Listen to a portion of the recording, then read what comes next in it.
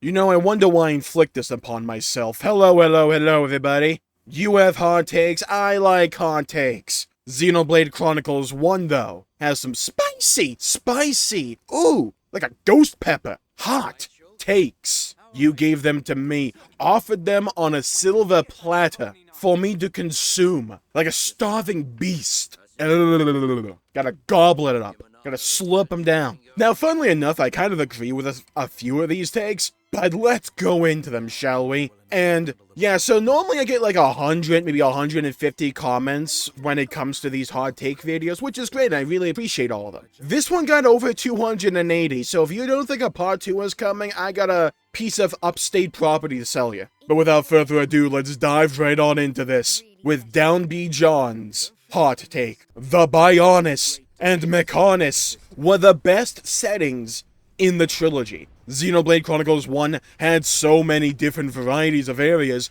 granted, mostly Bionis and not Mechonis, while also having the scale of being on a Titan. Being in Magna Forest and looking up to see the Wing and AlexC was crazy. The Titans felt massive. 2 had more Titans, which were cool and fit the story better, but each Titan felt small and not as varied as the Bionis. Even though you're comparing an individual Titan, not every Titan combined. Obviously, it wouldn't make sense for each Titan in 2 to be as varied and big as the Bionis, but I do think there is some weight to this. I personally prefer the world of Allrest, because it felt more like a world to me. I like how big and vast it felt. I love the Sky Continent aesthetic. If you want to get me hooked into a game, having a Sky Continent in some capacity is an easy way to do that. It's just an aesthetic that I naturally gravitate to. And I love how big and prominent the Titans are, especially in that one scene when the fields of Gormott were showcased to you. I love that kind of stuff. However, if I did have to pick which world did I prefer looking at, I would have to say Xenoblade 1. I appreciate the variety and the visual progression you got in Xenoblade Chronicles 1 as you climbed up the Bionis to see what was at the top. And as you got the different zones, you saw different parts of the Bionis. Like in Magna Forest, if you look up, you see AlexC. It's a beautiful visual. Meanwhile, if you're on the Gar Plains on the Bionis leg, you look up, you just see the Bionis looming over you. And it's very visually pleasing to the eye, at least for me. And if you look across the way, you can see the Mechonis. And you know that jabroni is about as big as the one you're on, which just gives you a sense of scale for everything. I really appreciate that kind of stuff, especially when it comes to Xenoblade's overall world design. I love Allrest. However, the zones in Xenoblade 1, like Satol Marsh, AlexC, the interior of the Mechonis, the Mechonis Hand, Valak Mountain. There's so many of these individual locations in Xenoblade 1 that gives you a sense of visual variety in every step of the way, but also a sense of visual progression. But also, these zones change from day to night. So essentially, if you care about aesthetics like myself, and you care about how a zone looks, you get 2 versions of each zone. And that's very pleasing to the eye as someone who gets bored of the same aesthetic after a certain amount of time. I like having visual variety. I like having a lot of biomes in my games. So I really appreciate the Bionis and Mechonis in that, coming from that perspective. I love Xenoblade 2, but for me, my favorite zones were very much front-loaded in Xenoblade 2. Besides, Mortitha, but that's a separate question. But now let's move on to our next hot take. JVTS has the vision mechanic peaked in the early game. After that, it keeps showing up, or showing you stuff that doesn't affect you that badly. Now, this is one of those little design quirks, if you will, of Xenoblade 1, and even Xenoblade 2 to a lesser degree that we'll talk about when we get to that game, where there's certain elements of a world, and this applies to a lot of other stories and games and anime and stuff like that, where there's certain mechanics that are very important early on that kind of fizzle out late game, like how fire is weak to water in Xenoblade 2, and that's addressed like maybe twice. But the vision mechanic was a very important aspect of Xenoblade 1 up until, like, say, Prison Island. And I felt that the vision mechanic helped add a sense of mystery to the overall plot of the game, because it gave you a peek into the future, but you didn't know if it would come to pass, or if you would change it in some way. And I really appreciated what that vision mechanic was able to bring to the board in that regard. But at some point, those questions started to get answered, so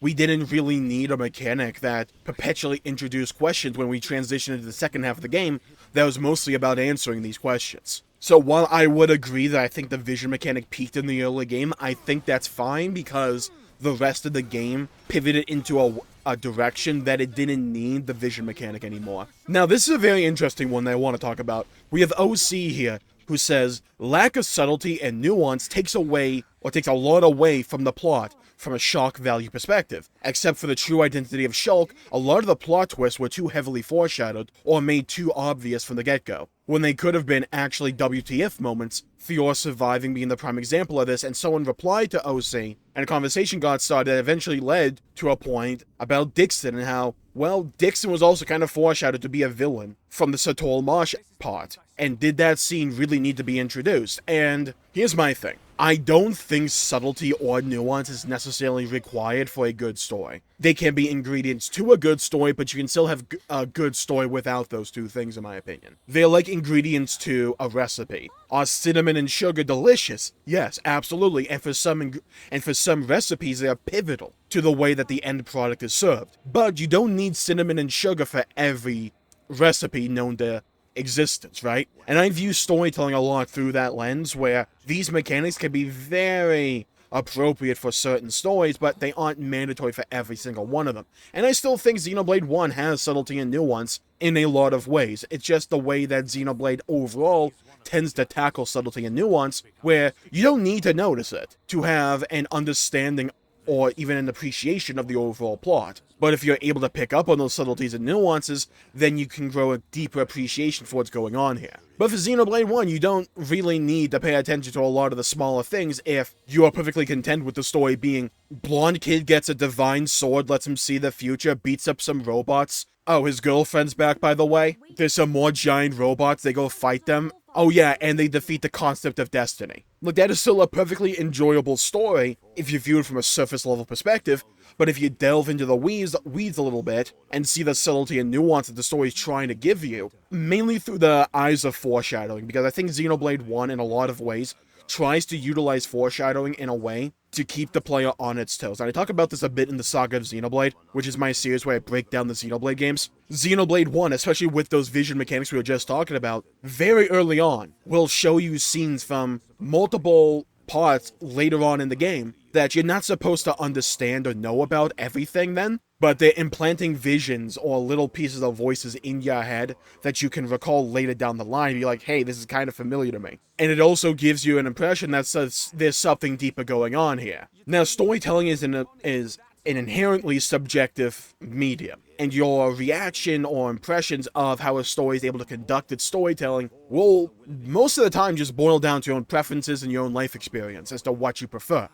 But for me, I kind of like the way that Xenoblade 1 foreshadowed, because to me, it set up these overarching objectives to keep in the back of your mind while you're continuing down the path you're walking. Like the one about Prison Island, we knew that something had to happen with the Emperor of the Hyentia, with a bird girl, on Prison Island. And over the course of those series of events, we learn a little bit more about Prison Island from Dixon. We learn about the Hyentia when we meet Melia. We get up to AlexC, we're like, okay, that's the place where something's about to go down here. What do we do? How do we go about this story to affect change? Funnily enough, I think the type of story that Xenoblade 1 told was very compelling to me, but I also think it could have been a story very conducive to player choice. And if there were choices in the dialogue or actions that you could have pursued throughout the game to change the outcome of the story. Like, you would get a Monado vision saying, hey, something's gonna go down on Prison Island and the Emperor's gonna die. Now,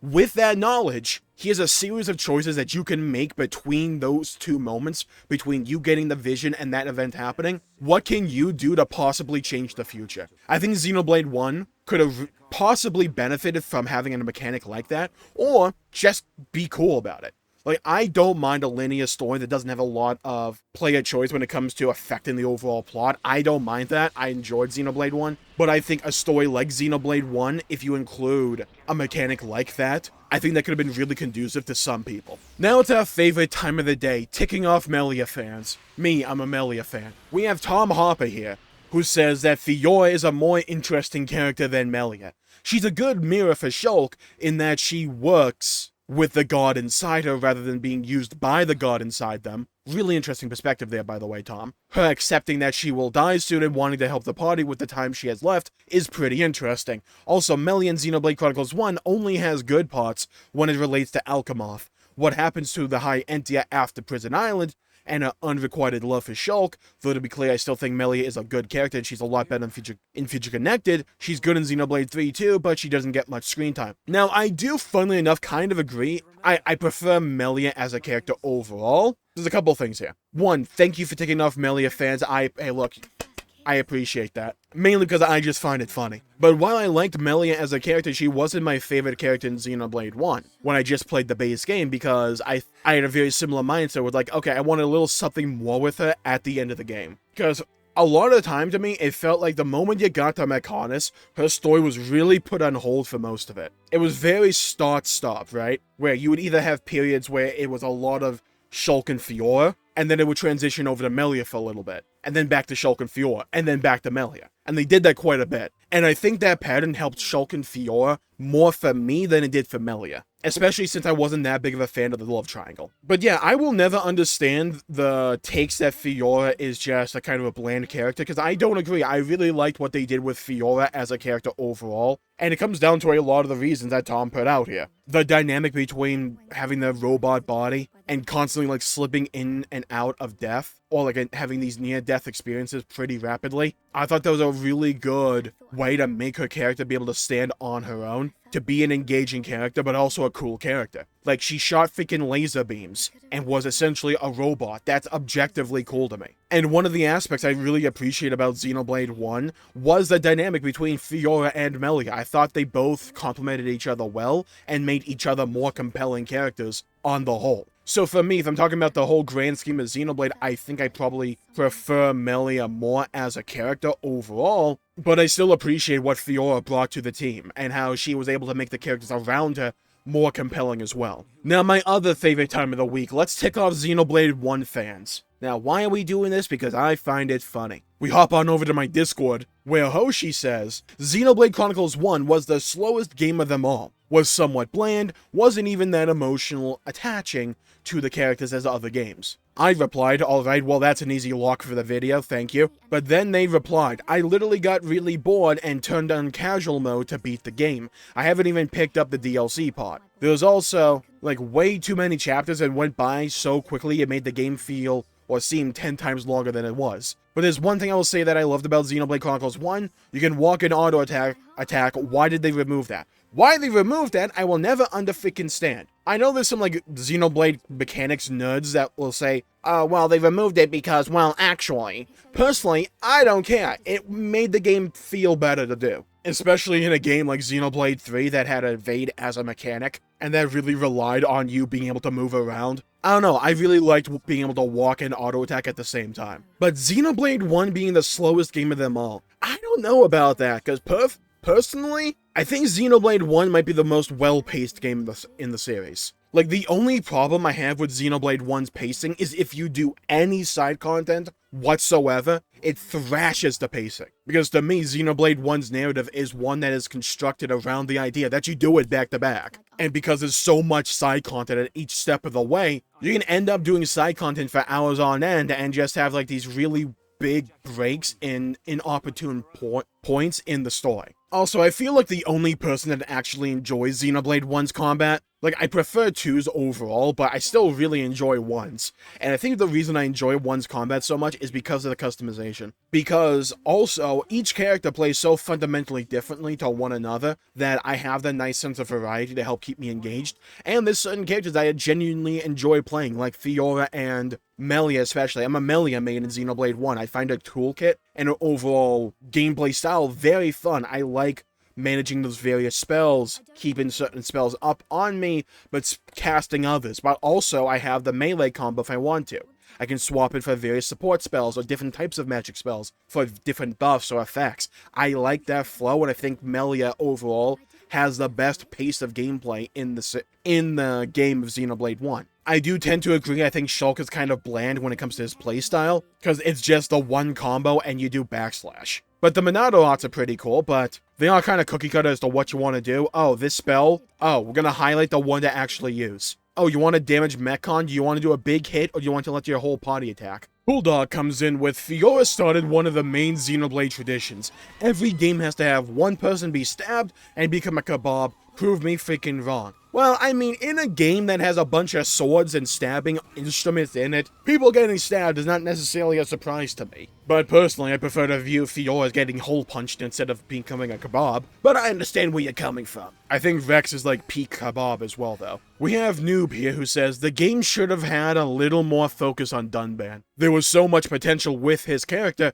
that went to waste. Not that what we got wasn't good, but we could have gotten better. And I think this comes from the pacing of his overall story and the fact that his narrative kind of ended with Mumka on Sword Valley, and then you have pretty much the entirety of the end of the game just devoid mostly of Dunban character development. Because his story had already wrapped up, so he just kind of like tagged along being like, hello, I'm Dunban. I think Dunban kind of is a symptom of a larger problem, if you want to view it that way, of the ending of Xenoblade being really focused on Shulk and Melia. And for like the last third of the game, if your name isn't Shulk or Melia, you're really not the main focal point of the story here. I feel like there could have been a subplot about Dunban reacting to Dixon, or those two having some kind of story moment after Dixon shoots Shulk. I feel like there could have been something about that. But yeah, for me, Dunban is a character that really shines in the first half of the game, but kind of falls off afterwards. I still like him, though. Now, let's cap it off with one final take. Don't forget, there will be a part 2 to this video. We have AlexC here, who says, I was never nearly as invested in the characters of Xenoblade Chronicles 1 as I was in the characters of Xenoblade 2 and 3. Now, we ticked off Xenoblade 1 fans earlier. We ticked off Melia fans as well. And that's like a Venn diagram. Now, let's also tick off Xenoblade 3 fans, because I feel the same way, but for the characters of Xenoblade 3. And I talked about this before, but it kind of stems from my pacing issues that I have with Chapter 6 and 7 of Xenoblade 3. I think Chapters 1 to 5 are overall goated, but the pacing issues of Chapter 6 and 7 for the finale kind of makes it so certain characters like never stuck the landing for me, or didn't become as memorable as the characters like in Xenoblade 1 and 2, where I got really nice development or wrap up to this story to varying degrees, right? Like we just talked about Dunban in Xenoblade 1 and how his story ended. But I hold every character in Xenoblade 2 to very high regard overall. But I think I can pinpoint why some people may think like this. Because I think overall the characters are more static in Xenoblade 1. I'm not talking about from a plot perspective. I'm talking about from an animation perspective. A lot of like the non-main cutscenes in Xenoblade 1 just kind of has their models doing standard animations. And I don't think the facial expressions for most characters are as dynamic or as expressive as in Xenoblade 2 or 3. And I think that's able to help invest a lot of people with those characters more and more than, say, the characters of Xenoblade 1. Because for me, Noah and Mio are like S tier. I really appreciate those characters, and I view them just as highly as I do the highest characters in Xenoblade 1 and 2. But for the rest of the cast, they kind of suffer from that pacing issue for me, and having certain characters having better side stories than others. But in Xenoblade 1, I just really appreciated the overall pacing of the game of 1 and the little stories that those characters got, because I think Xenoblade 1 overall was constructed, if your name's not Shulk, Fiora, or Melia, that game was constructed of characters that didn't really need all that much development in the grand scheme of things. Like, I don't think Ryan needed an entire quest line all about his own, like, emotional struggle. I think we got mostly what I wanted out of Ryan. I would have liked a little bit more, but for, like, characters like Riki, we did not need that much when it came to a character like Riki. He's the wholesome data pawn that's just trying to pay off his debts to feed his kids. And he can have these moments of levity and comic relief, or he can just be this really wholesome individual. Shala and Ryan had a really good story, in my opinion, when it came to Gado. I really liked that plotline overall in the Mechonis. and how that was handled. And I also already really love the characters of Shulk, Fiora, and Melia. My thoughts on Xenoblade 2 and their characters are very well documented. I adore like every character in that game. So yeah, those are my thoughts and my opinions on that issue. Now, like I said before, we had so many comments that I just couldn't get to in the confines of one video. So we'll be back with a part 2 in a few days or even a week's time. So bear with me here. So thank you all for tuning in. My pleasure for making the video. If you enjoyed it, please leave a like and subscribe. It really helps the channel out and helps support future content, and I greatly appreciate it. And hit the bell icon to be notified for when I upload and stream in the future. Stay safe, have a great day, go play some video games if you can, and as always, I'll see you all next time. Bye bye everybody, until we meet again.